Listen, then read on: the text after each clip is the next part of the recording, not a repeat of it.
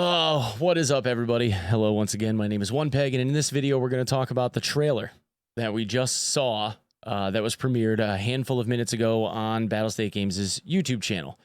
For those of you that haven't seen it yet, go watch it. It's pretty short. It's only 2 minutes and 20 seconds. They didn't really give us a whole heck of a lot, but there were some content pieces that I figure we should just go over so that you guys can see what's being verified.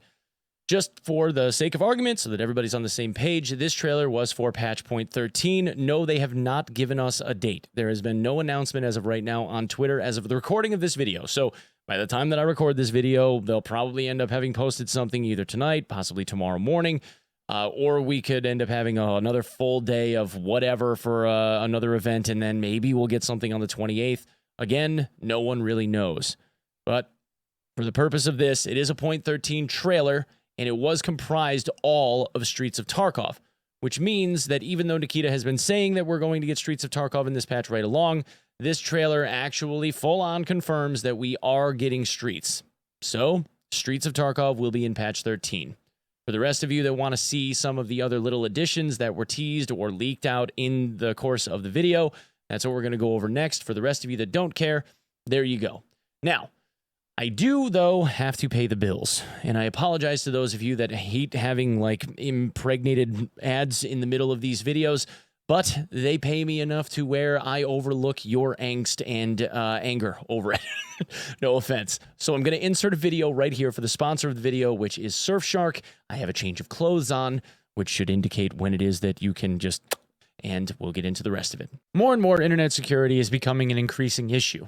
In November of this year, as a matter of fact, 5.4 million Twitter users had their email addresses and phone numbers scraped from its database. And if those guys can get their data stolen, it's no stretch to think that you at home could also have yours taken as well. Something like a VPN, like Surfshark, for instance, can go a long way to protecting yourselves against those types of folks. They do this via what's called IP masking, where, for instance, if I wanted to be located in Croatia, I can just click it and boom. Now my IP address has been switched to a location in Croatia, whereby adding an extra hop so that I don't have my IP address sniffed out by people that would try to do me harm. In addition, Surfshark also offers what is called Clean Web, where it blocks ads, trackers, and malware when the VPN is connected simply by clicking on this radio button, adding another layer of protection against people that would try to sniff out my information. Offering over 100 different locations, which they are the first commercially premium VPN to have achieved this, rated one of the most reliable and easy to use and fastest VPNs on the market, Surfshark is also one of the least expensive.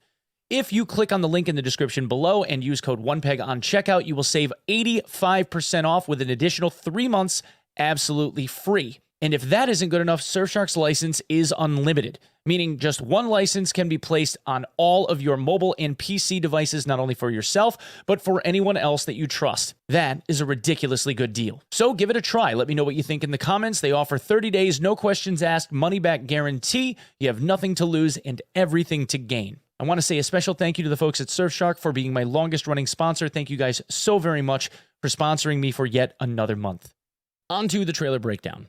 There were an awful lot of things that we were going to expect from this trailer. Most notably, we knew that there were going to be a lot of things having to do with underbarrel grenade launchers. That kind of seemed to be the big and exciting thing. We did not see the RPG-7, though, nor did we see a mounted RPG anywhere in any of these teasers, which leads me to believe we will not see a mounted RPG in this until the BTR gets released. But one thing that we did see here was a lot of UBGL stuff. This is one major piece of it here, where you can see that this AK firing off this underbarrel grenade that fires and hits underneath this statue, it throws off a lot of white smoke, which makes us wonder whether or not it could potentially be, unfortunately this was only a handful of frames, it could potentially be like CS gas or tear gas, or it could be like white phosphorus, perhaps. It just didn't look like the standard explosion that you typically see from an underbarrel grenade as we've been led to see them up until this point, so that one is kind of a big question mark. The rest of these that I'm going to show you look pretty confirmed. There is one that's kind of like another big question mark, but we'll get to that in a second. First, the really big elephant in the room, Lightkeeper. So, on the walk up to Lighthouse, there was a section of the trailer that showed that walk up, and it was revealed in one of the very last frames of the trailer. This is the top of Lightkeeper's hat. This is the brim, and then his face kind of looking a bit forward and down. And then obviously you have his hand in front. And this in the image was a large telescope. So we have a Lightkeeper model actually on the map in point 13, according to the trailer. Now, the lead into this was a really large, what looked like a keypad. And unfortunately, this image is very, very dark. So there's not much I can do here because the way that it was set up, there's an animation where he reaches up and he hits this, what appears to be a numeric keypad, although it's very, very hard to tell. And this door where you see the bit of light here, the door's kind of like halfway up, it slides upward into the doorway like a garage door style of retracting door. So that leads us to believe that there is a keypad entry system in order to be able to get past that, and Lightkeeper was located behind that entry door. How you get the key to be able to go and speak to him, obviously no one knows. If it's a key code, I would assume that it's going to be something that's going to change on a per raid basis, that you'd have to find, locate, decipher, something along those lines to be able to get the key code to enter it in, to go inside and actually talk to him. Otherwise, as soon as we found out what the key code was, it would just go everywhere, and then everyone would have the key to be able to get in to talk to him, and every level 1 PMC would be able to walk in and just say hi as long as Ryachi wasn't around. There was no Ryachi in the trailer, though, so insofar as how he's constructed and his mannerisms and when he shows up and when he's not there and spawn rates and all this other stuff, no one has a clue yet. Obviously, that's something that we're going to try and study and see if we can figure out. Next, a couple of like little cheeky things. The first was the image of Nikitskaya Street. So Nikita named a street on Tarkov after himself. And on the corner of that street was this image of Nikita's coffee. This is an homage both to Nikita himself and also to Kevin Smith, who has directed, I believe, 15 movies at this point, working on his 16th and 17th, and famously wore this Batman-style ball cap as Blunt Man. Also included in the trailer was a couple of different animations for the SR2. Now, make no mistake, this isn't actually a cutout in the suppressor for the SR2. This Cobra sight is actually a special Cobra sight that was designed for the SR2 that's included with the SR2 as a built-in piece. It is removable, though, as far as I'm being told.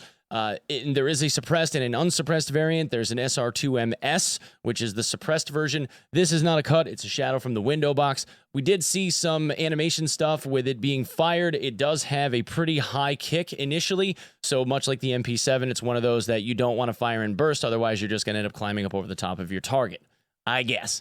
Make no mistake, the SR2 will likely end up becoming the meta SMG when SP13 becomes unlocked for a bunch of people in the player base, because SP13 as a small caliber pistol round has the best overall stats of any other pistol round in the game, and just is never used because the SR1 MP as a pistol is kind of trash compared to some of the other options that we have. My belief is that the SR2 MP will end up kind of making SP13 and the other 9x21 rounds great again. Also in the trailer was another 5.56 variant AK, which looks like maybe a 102, which also has this combination handguard and dust cover. Now this, on this AK, had never been seen before this trailer. That is a Fab Defense combo handguard that you can buy from the Fab Defense website or other associated websites that goes on this AK platform, which we should probably see in the next update of Tarkov, which we will obviously see in point 13. So another piece that's kind of cool. Last, we have the RSH-12, chambered in 12.7 by 55. The RSH-12 is like a Chiappa Rhino on steroids. 12.7 by 55 is a really large round, a PS12 round that we're used to seeing already in game, but now it's in a handgun. So that is going to kick like a mule, but it's also going to hit incredibly hard, and depending on its fire rate and usability and how heavy it is, etc., etc., etc., its accuracy, it could end up being like the go-to big dog pistol round of everyone, depending on what they want to do. That one is going to hit real hard. It's going to be heavy hitting, but it's going to be slow, so it's going to be one of those like close to medium range rounds. You're not going to see people sniping with it, although it does come with a top rail, so it's possible that they let us put a scope on it. We'll have to see. I hope so. That'd be fun. And that's it for the trailer. Now, overall, I think that this is a good teaser for the patch. The problem is none of us know when, and BSG isn't saying. Again, Twitch drops. I know that I sound like a broken record with this. Twitch drops is coming on, again, and I know I sound like a broken record when I say this. Twitch drops is coming on Thursday. Thursday the 29th, we have the first round of Twitch drops for all of Twitch. Everyone that is streaming Twitch on Thursday will end up being able to have drops for everyone else. And then Twitch drops go to specific creators depending on the day for the middle of the week, ending ultimately on the 7th of January. It does not make sense for them to patch the game after Twitch drops begins, mainly because it's going to chew up marketing time that they've paid Twitch to be able to have Twitch drops for, and that's the entire point of doing something like this, is a campaign to get more game sales. And secondly, because the creators involved in this are obviously going to want to be able to maximize their own time when they have drops enabled and available for themselves on their own channels.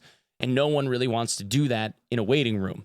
So for them to patch the game on the same day of Twitch drops is not something that's going to make an awful lot of sense, especially considering the server load that you're going to experience between both a fresh wipe patch and also Twitch drops on the same day at the same time. If we got to log in for 12 hours, I would be amazed.